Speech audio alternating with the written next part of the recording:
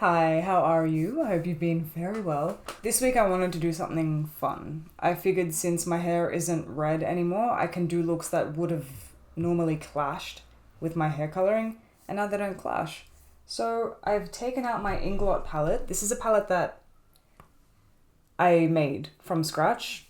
Most of the colors are shimmers. I don't know what I was thinking, but these colors here, the blues, the oranges, the golds, the reds, I love them together. It's my favorite. I'm going to hold it here. It's my favorite color combination. I love it so much, and I never did it because I had hair that was deep red and then medium red and then blonde. So I want to do something with those today. I think I have some shadows that are these colors that aren't shiny, but on the off chance that I don't, this might just have to be a shiny look. There's nothing I can do. I liked shiny looks back when I bought these colors. So let's do something a little fun today, bring a little color, because it's a pretty gray day. I don't exactly have a look in mind. I think I'm just going with the flow today, which sometimes works out very well, sometimes it is a catastrophe. I've already prepped and primed, so I'm gonna go wet my beauty blender and let's get started. Normally I would recommend doing the eyes first if it's a complicated or a colorful or glittery eye look. But I don't like doing that, so I'm gonna say preference first. My preference is foundation, complexion first. If by any chance I completely skip the foundation and complexion portion, because I think I went pretty in depth last week with that video, I'll say this. Apply your foundation, your concealer, your bronzer, your blush, however you wish, and your eyebrows, however you wish. Something's happening with my skin, and I want to talk about it before you call me out on it. I think because of the weather change here in Sydney, it got really cold overnight, so my skin has been reacting very chaotically to it, and I've got dry patches and everything, which is kind of annoying when all of your products are for oily skin. So I have to do a face mask. I should probably do one later today. I mentioned last week, because I didn't want to sound like a broken tape recorder, all of the products that I am using, I will list down below. The reason I don't really want to mention them in every single video is because they are the exact same products, because I found what I liked and I stuck to it for now. So if you want to watch that video, I'll link it in the cards. Ew, I just put that on my lip. That's not where concealer goes. Yeah, I'll link that video in the cards, and if you want to know why I use the products that I do, that gives a all-rounder explanation. But from now on, I feel like repeating myself in every video gets dull, so they're going to be in the description always. I'm always going to tell you what I'm using in there, but I don't want to waste your time by telling you that nothing's changed, same products. Something I don't think I mentioned in that video is why I put concealer on the jaw part of my face, and that is because, well, it was experimental at first, and then I did it without this step, and I didn't like it at all. Because I'm particularly angled, like I do have natural cheekbone lines and everything, it doesn't always feel enough when I put just bronzer. So I put this to widen this portion a little bit, or else it looks like I am a triangle, and then I darken this up here. So it's my way of creating a little extra dimension onto a face that would look otherwise very harsh. I feel like I did that very quickly. I hope I didn't forget anything. Just now my brain did like a freeze. I wasn't going to set my eyelids, but I am going to because I don't know exactly what I want to do, and I want the makeup to glide while it has the chance. So when you don't set the top of your eyes, usually what happens is that the eyeshadow catches onto it. And when it catches onto it, it's a lot harder to blend out, specifically with pigment shadows, like higher pigment shadows. I know these Inglot ones do have a lot of pigment, and they don't always apply subtly, which sometimes is a bit hard. I could be wrong, because I remember the browns and some of the darker colors here, they apply very light and you have to keep building them, but the teal and the turquoise, they're bold. So when you add eyeshadows on top of a damp concealer or a non-set concealer, the product will stick to it. That's why cut creases and dynamic halo eyes are very bold like they are, because of wet and unset concealer and primer. But it's been a while since I've worked with these colors, so I don't want to take too many chances. And because I'm doing bold eyes or bold colors, I'm not going to do too much focus on my complexion, which shouldn't come as too much of a surprise. I don't really go bold on my complexion anyway, but if you're someone that does go bold on your complexion, depending on what you want to achieve, it's best to... Oh no, do I have a line of makeup that I didn't even apply? Oh well. Yeah, depending on what you want to achieve, I find it more balancing when you pair something bold with something not so bold. So for instance, not a bold eye with a bold lip, or a bold eye with a nude lip, or bold complexion with no eye makeup, or bold eye makeup with very minimal complexion detail. Alternatively, you can do everything bold, and that's because of drag makeup. Drag queen makeup invented everything bold, and I'm not gonna lie, I missed that day of class in college, but everybody looked great, and I wish I was there for that. That day and the gothic day, I missed. Whoops. But like I said, depending on what you want to achieve, where you're going, and all the rest of it, you might be going to an extremely bold event. In which case, don't listen to me, do it bold. A little light contouring on the nose as well. Again, based on your nose type, your contouring will be suited to your nose. I don't go very heavy on any of my contouring, so for me, this is just to bring the whole look together. So it doesn't look like I've got a white circle in the middle of my face. A little rouge. I feel like if I had more of a peach blush, I could get away with that this week as well, but I do not. That's subtle enough. Oh wait, eyebrows. Don't mind me just skimming through my complexion and shadows because I can't wait to play with colourful eyeshadows finally. Did I say complexion and shadows? I meant complexion and eyebrows because I can't wait to play with cool shadows. Does that match? I don't feel like that matches. My fault, not the product's fault. We've been through this. I pluck like nobody's business. What is with all these cars? The orange that I have here by Inglot, this one, is very shiny. And I don't really want to go in with a shiny base. Can you tell? Oh, you can. So what I'm going to do, I'm going to go in with the Gemini palette. And I'm going to use the color Lorelei. I'm going to swipe this with a brush that I have by Zoeva, very fluffy brush. And I think I'm going to cover the entire eyelid area. And I'm layering it. I'm trying to be careful not to add too much color all at once because with some pigments, especially I find pigments that stain, which are usually the oranges, the yellows, the mustards, the reds. If you apply too much all at once, they tend to stain and not blend out. I don't think I've ever done that with this particular palette because I'm just traumatized from all the other palettes that do that. Maybe Melt Cosmetics in their high quality don't have staining shadows, but I don't want to risk it. So I'm going to bring this out. I'm trying to bring that extension past my eyebrow because I do want that color to really show. But depending on your eyebrows, this might be a little hard. The eyebrows that go up or that finish higher up on the face, this might be easier to do. But I'm going to try and do it anyway. I have half a mind to just leave it like that. Alright, if I use the color Polka Dot, it ends up turning into more of a brown than it does an orange. So what I'm going to do, I'm going to take the orange from the Semi-Sweet Chocolate Bar palette, the color Peanut Butter. Applying peanut butter in swipey motions only over the lid part of my eyelid, not the brow bone, nothing above that. Swipey motions to distribute color. I feel like if you've got a lot of real estate, you can get away with circle motions, but I don't. So swipey motions for my hooded eye or semi-hooded eye people, just on that eyelid area, back and forth until you get enough color on there. And I think the more color you apply, the less you have to swipe it, because after you've blended it out enough, it's just a matter of adding more color to it as opposed to just keep blending it. The more you blend, the more it'll diffuse the color. So I'm just packing on and blotting a little higher so you can see it when my eye is open, but keeping that gradient. And you should be able to tell the difference in my eyes. And I know I said I was going to use my Inglot colors. I'm going to use some Inglot colors. It's more the color combinations that I liked more than the shadows. They're all shimmery.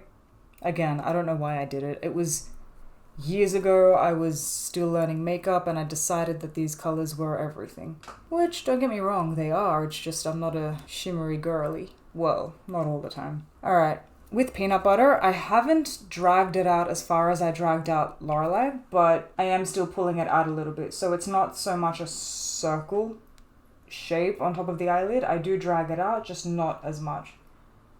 You know what?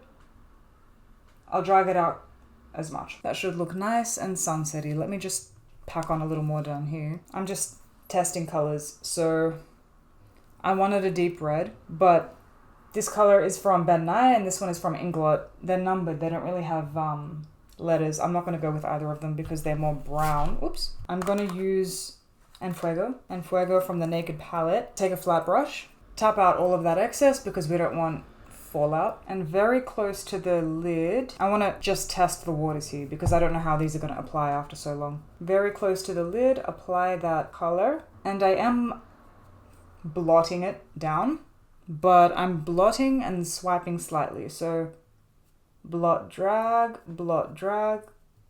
like that. And I'm trying to get it very close to the eyelashes because I don't want to have, what's it called?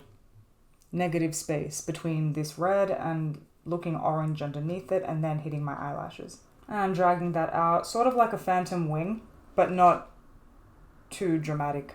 I haven't decided yet if I'm going to do a wing with this look. Okay, now to diffuse the color upward, I'm using swipey motions. Because it is a flat applicator brush, it distributes color differently, so you don't really get the same effect with circle motions. You're going to get bad blending with circle motions. So I'm just applying it to the lid, knowing very well that when I open my eye, you're not going to see it, but when I close it, it'll look cool. And it will naturally blend with the peanut butter color that we added underneath it. And with the residue product on that brush, take it from the inner corner between the application of it that we just put and the color peanut butter. One swipe should do it just to blend everything else out. I made a mistake. I tapped into the color Ashes. Can you see? I'm going to try and blend that out with this flat brush as best as I can. I don't think I will be successful, but I'm trying to keep it on the outer part of this look because I do want that red to stay red. So I'm keeping that on the outer portion of this eye. Okay, it blends all right. Let me just use Enfuego again and brighten that red. Oh well, back into Ashes, I guess. Apply it on the end and just keep it on the outer half of that eye. And then go back in with Enfuego and blend that red back in. I'm going to take the fluffy brush from Zoeva and just do what I can now in the meantime. Now I'm going to take this color, which is a teal by Inglot. If you have any kind of teal, that's the teal. I'm going in with the pencil brush that I probably should have washed, but I didn't. Underneath the entire lower lash line. I'm going to take this flat brush and try and get closer to the lash line. I'm bringing it up to connect it with the line that we made before, that faux line, but I'm doing that because of a visual effect. It's not really going to change much. It just kind of very subtly connects the two. Alright, I did get a bit of fallout, unfortunately, there, but that's fine. What I'm going to do now is I'm going to take ordinarily, I take my Mario Badescu facial spray, but I'm out of that. So I'm going to take the Charlotte Tilbury setting spray. Do a little spritz.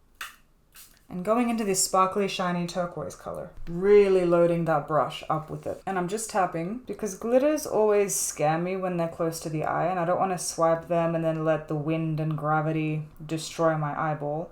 Because if you've ever gotten glitter in your eye, you know how much it sucks. With a flat brush, a cleaner flat brush, I have a collection of golds here. Golds and bronzes. So I'm going to take the lightest gold that I have, tapping into that. I'm not going to spray the setting spray on it because this brush does very well. And what I was hoping and glad that this did, it brings out the Lorelei color that we applied first because it's a yellow base gold. So wherever you see Lorelei left over, apply the lightest gold that you have. I'm not going to go in with my next darkest gold because this one's more of a green based gold, like an olive tone. So I'm going to go in with the bronze. With the bronze, same brush, on the underlayer, connecting the light gold with this now deeper gold or bronze. And I'm doing this because glitter shadows are going to reflect the color underneath them. These ones are shimmers, so they do have color pigment in them.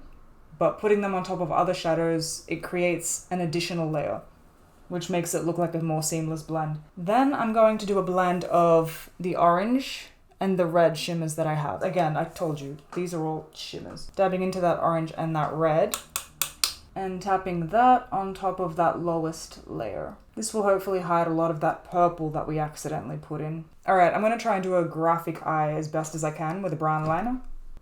It's weird how when I do graphic eyes or thicker liners, I don't actually care about how precise it is, and it's usually the most precise that I can get it. This crease, do you see it?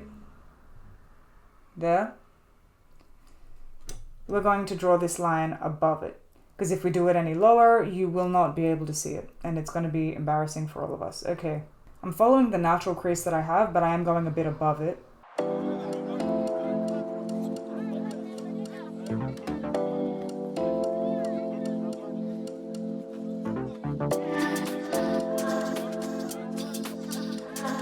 And because I have a semi-hooded eye, we've run into a problem. So the eyeliner here kind of tweaked a little. My eye was trying to exist and the eyeliner was also trying to exist, and they don't make a dynamic pair. So with concealer and my angled brush, I have to create the negative space in which my eyeliner can remain dynamic. It doesn't need to be too specific, it's just a light erasing of error, which is kind of good because it removed most of the dark purple that was there. So we have to go in now and fix that, which was using a flat brush and the color on Fuego. And I'm just tapping that on. There is still going to be remnants of ashes underneath it, so we don't need to go in with ashes. It will show through, but I do have a small problem wherein I don't have a blue mascara. I'm thinking of using creams. With my brown mascara, I'm going to do a lot. And by a lot, I mean probably 2 layers here. Because my lashes are black, not brown. And I have really super long lashes anyway. And I don't want to hide what I've just done.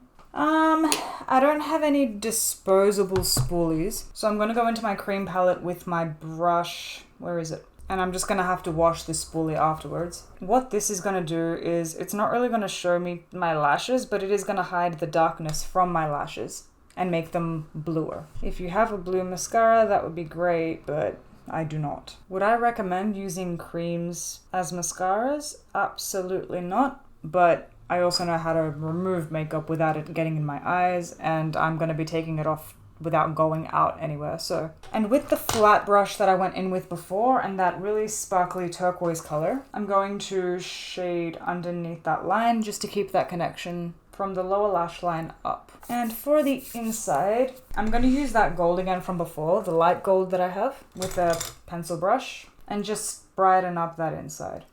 Above and below, I think. And highlight on top of that brow. Did I just say on top of the brow? On top of the brow bone on the inside, if you've got hooded eyes. If you don't have hooded eyes, the outside is also fine. For lips, I'm going to keep it plain because the eyes are bold. And I'm going to use the NARS Nympho lip gloss. It's like a sheer brown lip gloss. I'll still write it below, and I've used it before and I like it a lot. I actually wear it most out of everything I have. It just adds a little bit of color back into my lips. Hooded eyes are so charming when you try to do these. And that's it. This is my final look for the day. I really love these colors. Honestly, every time I do a look with these colors, it reminds me of home. It reminds me of Greece. It reminds me of sunsets over the water. You can see how a look like this would clash with red hair, but not with brown. I think the time will come soon for me to start body painting again, simply because I feel more creative when there's less clash in color. But this is the look for this week. I wanted to do something a bit more colorful for all the reasons I mentioned in the beginning, and also because it's a pretty grey day. Hey! It's not grey anymore. Just as a side note, I feel like if you're someone with a hooded eye or a semi-hooded eye and could benefit, if you want to do graphic eye looks and would benefit from me doing an in-depth one of those, let me know so I can get onto that. But ultimately, whatever you do, do it above the crease, or else you're not going to see it and it's a shame. Thanks for getting creative with me. It's been a while, it feels like, because I've just been doing as normal makeup as I can get away with, and it feels good to play with some color again. Maybe I'll do it again next week with greens. I do miss greens. I do miss wearing green and not looking like Christmas. Anyway, if you enjoyed this video, please leave it a like, and if you'd like to see more, consider subscribing. I'll see you next week, probably for something creative. Bye. Mwah.